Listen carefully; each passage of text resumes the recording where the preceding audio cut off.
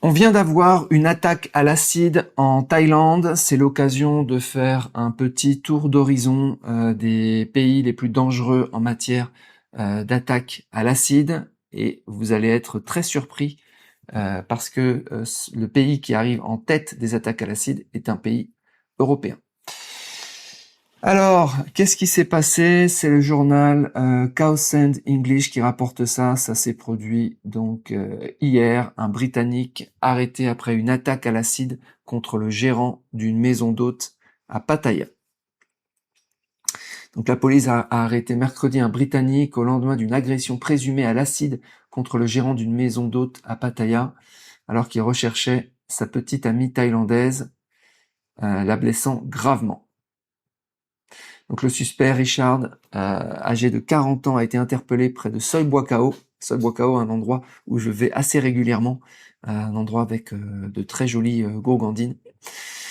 Après que les riverains ont signalé l'avoir vu se disputer avec une Thaïlandaise, la victime gérante d'une maison d'hôtes âgée de 43 ans est toujours hospitalisée pour de graves brûlures au visage. C'est souvent des brûlures irréversibles. Après, faut chirurgie du visage et tout, c'est vraiment une catastrophe. Je sais pas si vous avez vu les visages des brûlés à l'acide, c'est un peu comme les brûlés des incendies. C'est c'est souvent on vous dit oui, les gens sont blessés, oui, mais ils sont blessés de façon irréversible et leur vie n'aura rien à voir avec un visage défiguré par l'acide. Des témoins ont déclaré que l'homme avait frappé aux portes de la maison d'hôtes mardi soir à la recherche d'une Thaïlandaise. Le gérant aurait indiqué aux résidents qu'il n'était pas client et aurait tenté de le faire expulser peu après. La victime a été retrouvée brûlée après avoir été aspergée d'une substance corrosive.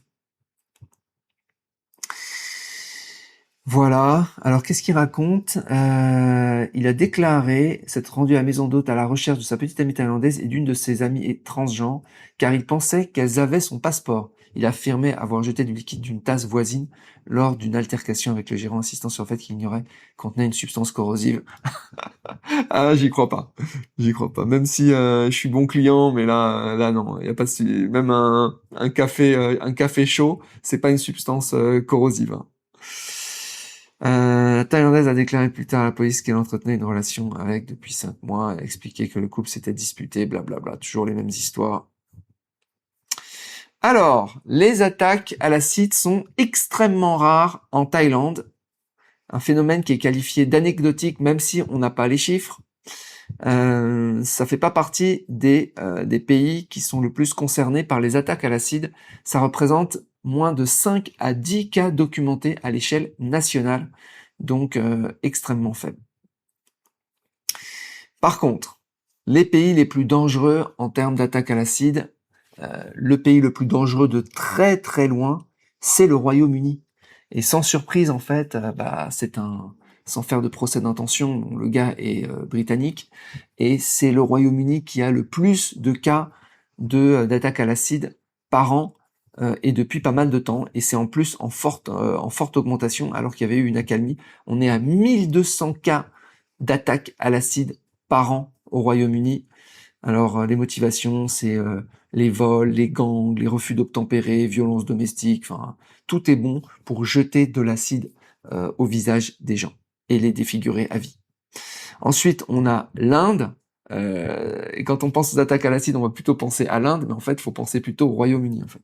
Donc on est à 250 à 1000 cas, mais en plus, ils ont beaucoup plus d'habitants qu'au Royaume-Uni. Donc c'est beaucoup moins dangereux en Inde qu'au Royaume-Uni. Ensuite, on a la Colombie avec 100 cas. Alors pourquoi ils se jettent de l'acide? Jalousie, agression passionnelle, vengeance. Toujours les femmes, l'amour, tout ça. Et l'Inde, pour quelle raison on a des attaques à l'acide? Rejet de propositions de mariage, disputes foncières, dot. Donc encore les histoires d'amour, de mariage, de jalousie. Tu m'as trompé, je veux pas de toi. Et vas-y que ça balance de l'acide. Ensuite, on a le Bangladesh, moins de 50 cas. Toujours conflit de propriété et rejet amoureux. Et enfin, le Cambodge, avec moins de 10 cas. C'est pas énorme, mais ça fait quand même partie en Asie du Sud-Est des pays qui sont concernés.